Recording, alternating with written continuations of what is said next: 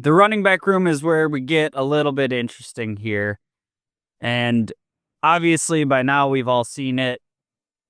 James Cook went to the social medias about his contract and pinned something on Instagram saying 15 million a year. Subsequently, Bills posts and the Bills out of his bio and all that jazz. And I honestly get it to an extent. Like, there are things that players have done, and with the social media aspect of things becoming ever more prevalent, it's an effective way to get things out there. Other teams can see that as well and know what you're looking for. I don't like this approach. I think it just doesn't vibe with me when I'm thinking about locker room setting. And I know these dudes are all and they all want to see each other get the bag. And maybe us as fans kind of to it too much. Maybe it's not as big of a deal in the locker room. I don't like the feeling of taking to social media, expressing your dislike for your current situation. From a player's perspective, I'm sure it has its value and has its leverage, all that kind of stuff. But doing it when he's just becoming extension eligible, he's still under contract for next season. Do I agree with him that he deserves a pay bump? Yep, absolutely. It's hard to argue against that. He was one of our most consistent offensive weapons last year. He made big plays in the championship game. He was a very good running back for the team this year. I just don't necessarily enjoy that way of doing business. As far as the contract itself goes, one of the major things that I hear is, well, you can't pay him that contract. It's more than Saquon Barkley. And that one right off the bat, I immediately am taking that off the table. It's just the way contracts go in the NFL. The market's always resetting. The cap's always going up. People got to get paid. You use comparables. People make more money. Things reset, so on and so forth.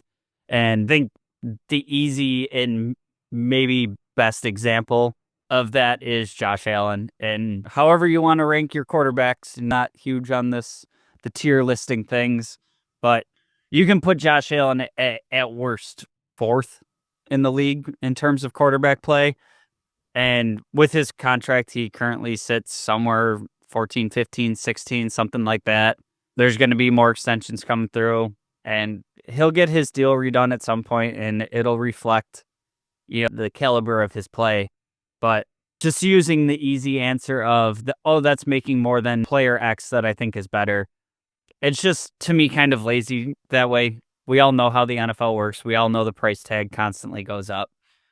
What I will say is, if we're going to do the game of comparing the contracts to players like Saquon or Derrick Henry, Christian McCaffrey, these upper echelon running backs that have gotten paid, to me, what makes Cook's contract complicated is, yes, he's an outstanding player. Yes, he has tremendous value. He's also a running back that plays sub 50% of the snaps. He is not a finisher to end games, to end halves.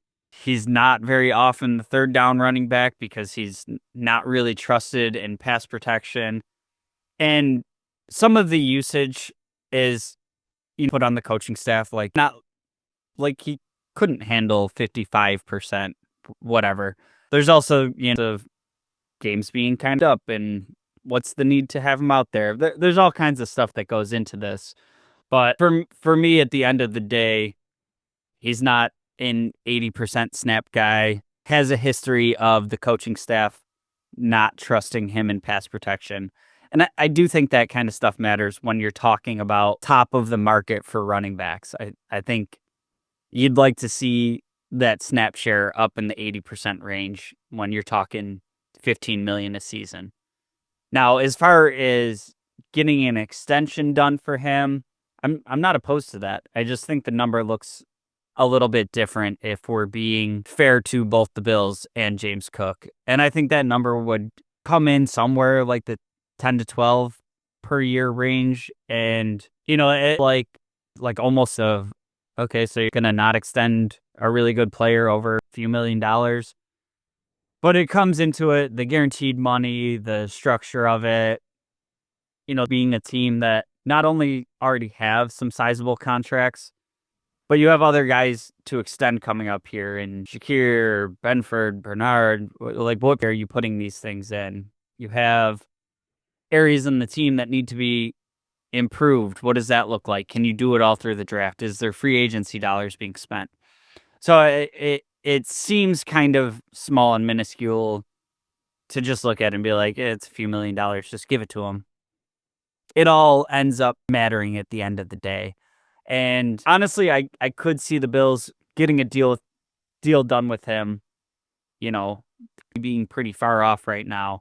James Cook coming out and saying $15 million, like, it's an high mentality, right? Like, shoot for the stars. I think he realistically, he expect that, but you also get to the negotiating table and start doing the math of, a $10 deal, but you get this much in guarantees and incentive, all the stuff that goes into it. So it feels discouraging right now. If you're, somehow a fan of James Cook and you don't want him around at all, maybe you're psyched right now. If you are a fan of his and you don't want to see him leave the team, I think it's just important to know that, that was doing like a public move of like, hey, this is what I want. What's your counter? And like I said, he's only becoming extension eligible right now. He's still under contract for next year. We'll see what happens.